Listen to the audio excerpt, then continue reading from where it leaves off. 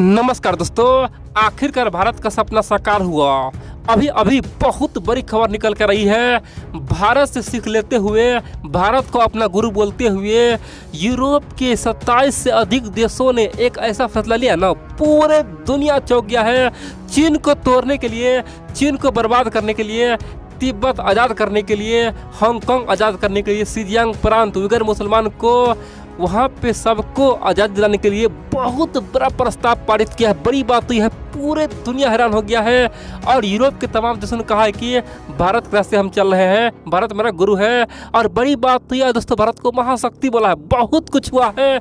और यहाँ पे चीन के विदेश मंत्री ने आग उगला है, बोला है कि ये जो हो रहा है सबके पीछे भारत का हाथ है, अमेरिका का हाथ है, क्वाड का हाथ है। इन तमाम देशों ने मिलकर हमें बर्बाद कर डाला, हमें पूरी तरह से नस्तानाबूद कर दिया। दोस्तों, चीन के विदेश मंत्री ने बहुत कुछ कहा। आप लोग पूरा वीडियो देखकर हुआ क्या है और क्यों चाइना में हड़कंप मचा हुआ है और यहाँ से चीन का टुकड़ा टुकड़ा होना तय हो गया है। आप लोग पूरा वीडियो देखिए। दोस्तों, आप लोग जानते हैं चाइना एक ऐसा धूर्त देश है जो अपने पड़ोसियों पे नज़र रखता है, दुनिया में अपने आप को महान शक्ति बोलने का प्रयास करता है, बोलता है कि हम तो महान देश है। बड़ी बात यह है, चीन के खिलाफ ऑलरेडी भारत तैयार था, ऑलरेडी भारत फाइट कर रहा था। जापान, अमेरिका, ब्रिटेन, फ्रांस, बहुत सारे देश फाइट कर रहा था।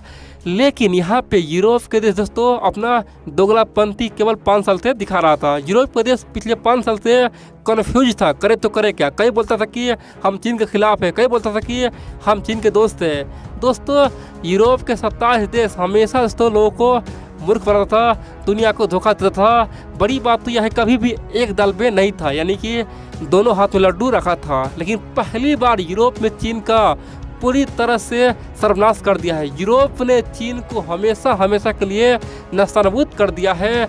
यूरोप के इस फैसला से दोस्तों आप देखेंगे चीन ताश के पत्ते की तरह ढह जाएगा।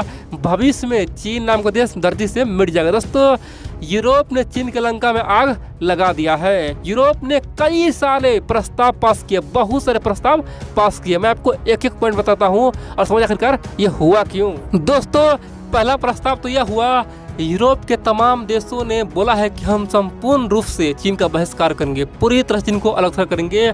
चीन को हम आज से बहिष्कार कर रहे हैं, यानी कि 27 देशों ने चीन का बहिष्कार कर दिया। दोस्तों, इनका साफ कहना है कि जब तक उइगर मुसलमान पर अत्याचार होता रहेगा, जब तक हांगकांग आज़ाद नहीं होगा, जब तक शिनजियांग प्रांत में अत्याचार नहीं रुकेगा, जब तक इनर मंगोलिया आज़ाद नहीं होगा, तिब्बत आज़ाद नहीं होगा, तब तक चीन को हम हमेशा के लिए बहिष्कार करेंगे। दोस्तों, दूसरा प्रस्ताव यह रखा, उनका कहना है कि हम चीन के तमाम बड़े बड़े ऑफिसर को, जो भी बड़े बड़े ऑफिसर है जो दूसरे पे जुल्म ढाता है, जो खास तौर पे इन तमाम जगह पे अपना औकात हद से ज़्यादा दिखाता है, उन खास तौर पर ऑफिसर को हम ब्लैकलिस्ट कर दिए, उस पर प्रतिबंध लगा दिए। दोस्तों, तीसरा खासतौर पर यूरोप के ने फैसला लिया, उनका कहना है कि 2022 का जो विंटर ओलंपिक गेम था वो हम लोग बहिष्कार कर दे। चीन हम लोग नहीं जाएंगे। चीन तो क्या, चीन को कभी भी इस गेम में नहीं खेलने देंगे। चीन मानवता का दुश्मन है, चीन इस संसार का दुश्मन है, चीन अपने पड़ोसियों पर अत्याचार करता है। चीन को मिटाने के लिए हम लोग ऐसा फैसला लिए है। दोस्तों, इन सब के अलावा यूरोप के देशों ने एक बहुत बड़ा फैसला दुनिया को दे दिया है। यूरोप के देशों ने सबको बोल दिया है कि देखो भाई, हम तो अब भारत के साथ है, अमेरिका के साथ है, क्वाड के साथ है, अब तुम लोग कहाँ हो। दोस्तों, अब जानते हैं, कहा जाता है कि दुनिया में जिधर अमेरिका जाए और यूरोपियन यूनियन जाए, दुनिया उधर ही घूमता है। दोस्तों, ये इतिहास रहा है 100 साल का, ठीक है। तो बड़ी बात तो यह है, अब की बार अमेरिका तो ऑलरेडी चीन के खिलाफ है ही, यहाँ पे यूरोप के तमाम देश आ चुका है, भारत है।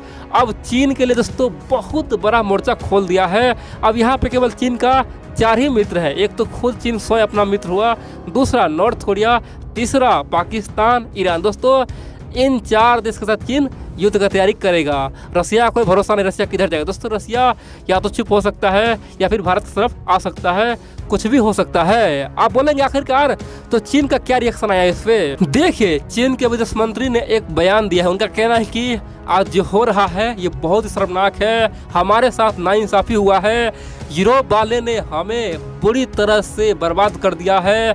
आखिरकार ये यूरोप किसी का नहीं है, आखिरकार यूरोप वाला खेल में अब राजनीति कर रहा है, खेल में अपना घटिया सोच दिखा रहा है। हमें यूरोप से ये उम्मीद नहीं था। और यूरोप का जो भी देश ऐसा किया है ना, सबके पीछे भारत का, अमेरिका का हाथ है। इन तमाम देशों ने हमारा छवि खराब किया और आज सब हम में खासतौर पर लुटना चाहता है। दोस्तों, चीन के जो खासतौर विदेश मंत्री, उनका कहना है कि हम ये बर्दाश्त नहीं करेंगे, सबको सबक सिखा देंगे। इन सब के अलावा चीन के थिंक टैंक ने साफ कहा है कि ये जो हुआ है ये हमारे गलती से हुआ है। हम ना भारत से पंगा लेते और ना ही भारत हमारा इमेज इतना खराब करता। दोस्तों, ये बात आप माने न माने, अमेरिका कुछ नहीं कर पाया। भारत अकेला केवल 1 साल में, जब से गलवान घाटी में हिंसा चरप हुआ है, अकेला भारत चीन का पूरी तरह से नाम खराब कर दिया। पूरे दुनिया में चीन को आज सब थू थू कर बोल रहा है कि ये तो बेहद ही जमीन कब्जा करने वाला देश है, दूसरे के जमीन पे आंख दिखाता है। ये चीन दुनिया के लिए दुश्मन। दोस्तों, चीन का नाम पूरी तरह दुनिया में आज खराब हो चुका है और यही बात चीन के थिंक टैंक बोला है। उनका कहना है कि आखिरकार पाकिस्तान से हमें क्या मिला, आखिरकार हम लोग भारत से दुश्मनी मौन क्यों लिए। जो भारत हमें इतना प्यार दे रहा था, भारत के लोग हमसे सामान खरीद रहा था, हमारे मोबाइल, हमारे प्रोडक्ट भारत में खूब बिक रहा था। भारत से हम लोग हर साल कम से कम 70 से 80 बिलियन डॉलर का व्यापार कर रहे थे। आखिरकार वो सब चौपट क्यों हो गया? कारण क्या है? हम लोग खुद से गलती किए, ज़बरदस्ती का भारत से पंगा लिए। हम लोग बोले आप बोले हमें मार, और भारत से पंगा लेके हमारा ये हाल हो चुका है। आज हमें एक छोटा देश वैल्यू नहीं कर रहा। दोस्तों, जिनपिंग के खिलाफ चीन में अब आवाज़ मुखर हो रही है। लेकिन बड़ी बात तो यह है, यहाँ पे यूरोप के 27 देशों ने एक रास्ता दिया है, दुनिया के तमाम गरीब देश को एक रास्ता दिया है, अफ्रीकन कंट्री को रास्ता दिया है। भाई, हम अब क्लियर हो चुके हैं, हम चीन के खिलाफ है, अब तुम भी चीन के खिलाफ आ जाओ। और दोस्तों, सिंपल सी बात करें, अमेरिका के इन्फ्लुएंस में ऑलरेडी दुनिया में कम से कम 50 से 60 देश है और यूरोप मान लीजिए 27 देश। कितना हो गया दोस्तों? टोटल मिला दिया जाए, भारत, जापान सबको मिला दे तो 100 देश आज फुल्ली एंटी चाइना हो चुका है। बाकी जो 17-80 देश है दोस्तों, वो तो बिल्कुल ही गरीब है या तो पिछड़ा हुआ है, और 4-5 देश केवल चीन के साथ है। तो बड़ी बात तो यह है, चीन का यहाँ पे विनाश काल तय हो चुका है। अब आप बोलेंगे इससे क्या होगा?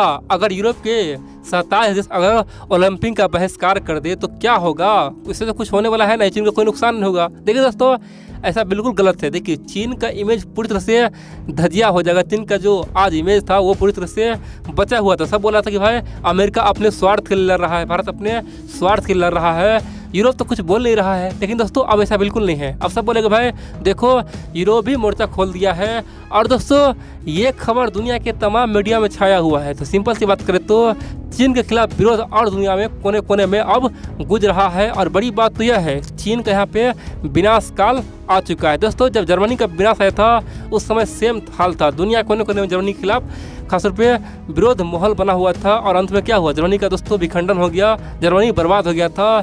सेम हाल आज चीन का होने वाला है। चीन के खिलाफ दुनिया में आज नफरत पूरी तरह से फैल चुका है।